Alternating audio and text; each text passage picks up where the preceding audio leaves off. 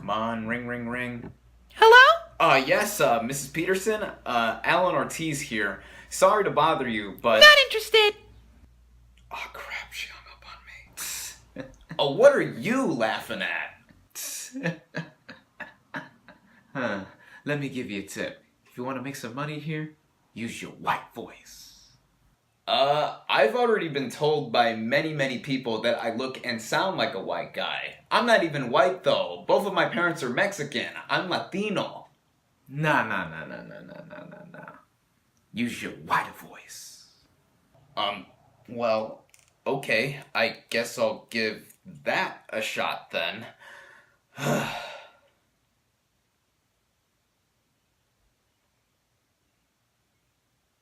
Hello? Yes, hi, Mr. Pickett. Alan Ortiz here. Sorry to bother you, but I'm here to give you an offer on a product that you... Hello? Oh, god damn it! What is up, everybody? Random Man here, bringing you my review for Sorry to Bother You. Now, the plot basically follows Cassius Cash Green, played by Lakeith Stanfield, a young African-American telemarketer who adopts a white accent voiced by David Cross to thrive at his job. Once Cash does so, he gets caught up in a conspiracy which leads him to choose to either make money at the expense of his humanity or join his activist friends to organize labor.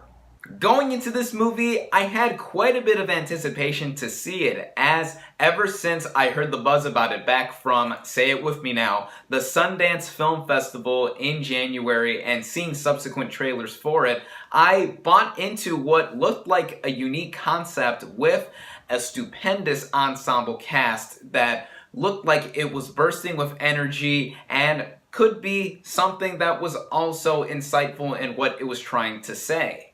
Starting out with the cast and their performances, we have our lead here, Lakeith Stanfield, as Cassius Cash Green. Now, Stanfield is an actor I've been a fan of for years now. I've seen him in many supporting roles over the past few films he's been in, such as in Short Term 12. He was actually in the original short film that this feature was based on, and in last year's Get Out, where you may have remembered him as the guy who yells, "Get out!" in the film. And here in this lead role as Cash, he has a lot of charisma and is all the more fantastic for it, but you can also tell that this is a character who is humble. He just wants a job, he wants to make some money to thrive and prosper, and the way Stanfield uses his intricacies to try to display that with Cash, it's very engaging to see what he's able to do. Plus, he also has a range of talent from comedy, also displaying some drama. The rest of this ensemble cast are certainly up to snuff with Stanfield and his superb performance. Like I've mentioned earlier, David Cross is actually the voice of Cash's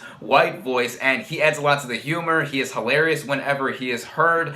Tessa Thompson plays Detroit, Cash's girlfriend/fiance. I thought she was just as terrific as Stanfield in their chemistry being dynamic together. Also dynamic is Detroit's personality and her own motives, and she actually has a nice keen fashion sense as well, like with her earrings that she constantly shows off in the film. We have Jermaine Fowler as Salvador, a good friend of Cassius, who kind of sort of helps him get that telemarketing job that is displayed in the beginning of the film to a funny extent. Omari Hardwick plays Mr. I'm not kidding, that is his name in the movie, complete with that sound effect and all, or as he is listed, Mr. His name alone adds to the humor of this film, but his character is one of the quote-unquote power callers who is in the floor above Cash's in the beginning of the movie, and then he later adds on to the film in what goes on with whatever transpires with the plot here, and his white voice is played by Patton Oswalt, which it was bothering me the entire time watching this movie of like, who's that actor that is voicing this guy's white voice? Yeah, adding on to the hysterical nature of this film for sure. Terry Crews plays Cash's uncle. He's only in here for about a couple of scenes, but it's always a joy to see him. I love Terry Crews. Danny Glover plays a co-worker of Cash's who is actually the one who suggests to him to use his white voice. He's very good. Stephen Yeun plays another co-worker of Cash's named Squeeze. Yeah, very unique names all over this film. I thought he was also very good. And then there's Armie Hammer as this guy who is the head of the whole company that Cash works for, and he gives a literal coked out performance as this outlandish character, and he's something else in this film. I really dug Armie Hammer here, and once we do get to see more of him as the movie progresses, his character creates some interesting motives and other stuff that I really don't want to give away. There's also more people in this movie that you hear vocally that I do not want to reveal in case you do not want to know. But all in all, with this ensemble cast here, but especially the lead performance from Lakeith Stanfield, everyone is exceptional.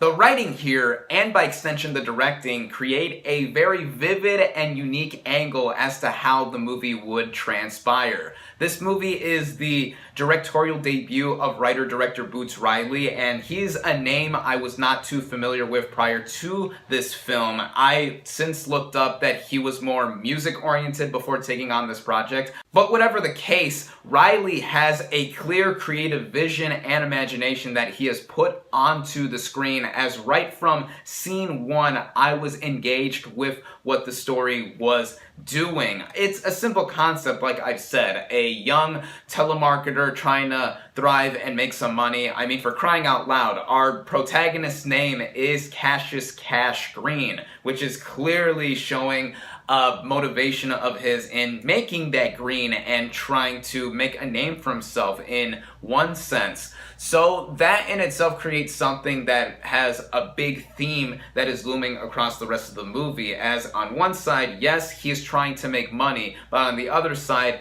his activist friends are trying to organize labor and really try to take down the bigger company that is weighing down on them.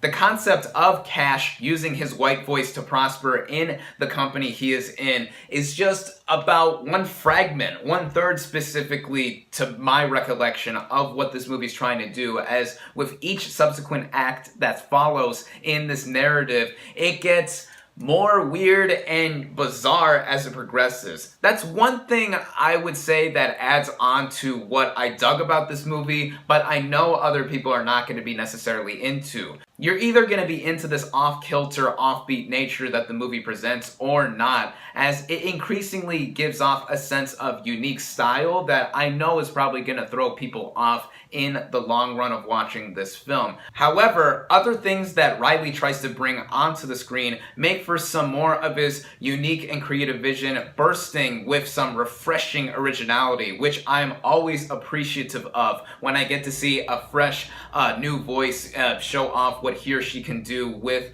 a foray into cinema. Now, this movie is shot and set in Oakland, California, which is where Riley grew up, I believe. And showing off this city and the other parts of it that Cash is trying to get away from and actually try to survive through is something that I think people can relate through all over, as this is a type of Oakland, California that is not entirely set in reality. I can't mention what I mean specifically by that, otherwise spoilers, but the movie is well shot for being clearly made on a smaller independent type budget, and even despite the constraints of what this movie has money-wise, it does use to some of its advantage in some regard to how this movie exudes more of its unique style and traits. Like whenever Cash is in a call with a potential customer, he is literally dropped into the home of the person he is calling from, like complete with his desk and all, and apparently that was an actual practical effect. There were strong guys off screen who were lifting the desk and dropping it into the scene when the narrative called for it, which I found pretty charming in that regard, and also something that was hysterical. And yeah, speaking of the hysterical nature of the film, this movie, as I've mentioned a few times before, is funny, bitingly funny at times. I howled with laughter in a few key moments, and so did a few members of my audience who were with me. This also just goes into how this movie progresses with its plot, as it is unpredictable. That is one big prop I will give this film, in how I did not know where this movie was going necessarily, and after it reaches a certain point, like I've mentioned before, you're either going to be into this movie for how offbeat it is, or you're just going to be left cold and be like, WTF, what is going on here? For me, it mostly worked, as what Riley was trying to do was show off a bunch of themes that also mixed in with what he was doing with his style. If I were to describe his style briefly in maybe a sentence or two, it's kind of like a mix of Spike Lee with Do the Right Thing mixed with Charlie Kaufman / Michel Gondry, with shades of Eternal Sunshine of the Spotless Mind being put into this film. In fact, at one point in the movie, there is a parody of a Michel Gondry movie shown using claymation. I'm not going to say in what context, but yeah, you can tell that, again, Riley is a filmmaker that has a lot of uniqueness to him in what he is saying and showing. This adds into other aspects of the film that I haven't mentioned thus far that contribute to the overall flow and vibe of this movie, such as with the music, the editing, the production design, the way Oakland, California looks with it, and the costumes and other outfits that these characters wear. I've already mentioned before that Tessa Thompson's Detroit wears some provocative earrings, and I always got a kick out of seeing them whenever they were shown off. And the way this movie runs altogether, this movie's running time is about 1 hour and 45 minutes long. I never felt it drag notably at all, as I was personally into what this movie was trying to say and do. So yeah, I would just basically say that I had a ball watching this movie, though again, for the umpteenth time, I know there are going to be some audience members that are going to take issue with what this movie tries to say and do, and relating into that with issues I would say I have with this film, they mainly go into how this movie does try to have a lot put into its themes and messages. I enjoy a lot of further provocative thought being added into a movie's narrative, but towards the movie's end, as it's about to wrap up, or when the third act is hitting, it didn't completely work for me. It wasn't as cleanly thought out as I would have expected it to be, with it really just adding on to how this movie is a unique type of animal, and I both mean that literally and figuratively. But all in all, Sorry to Bother You is an example of why refreshing and original filmmaking should be more prominent in today's day and age, especially since it is done through independent cinema. It should implore more people to go out and check out indie movies whenever they do come out with something that is so unique, such as Sorry to Bother You. This, in a lot of ways, reminds me of another boisterous directorial debut of recent memory, with Jordan Peele's Get Out. And while I feel that the themes and messages with this movie were told a lot more tightly and left me thinking a lot more, this is not a knock to what Sorry to Bother You does in what Boots Riley clearly is in terms of a fresh talent. For the umpteenth time again, this movie is not going to be for everybody. I will admit that I was bewildered at some moments of the film, but I can toss that to the side when I consider how fearless Boots Riley is as a voice working in film today, and how he has made a film that is first and foremostly a comedy that is hysterical, but also a movie that is relevant for today's, for those who are interested in an offbeat, off-kilter movies, especially when you consider that this movie just got its wide release here in the US. Or if you were even sold by the trailers to this film, I would definitely recommend seeing Sorry to Bother You.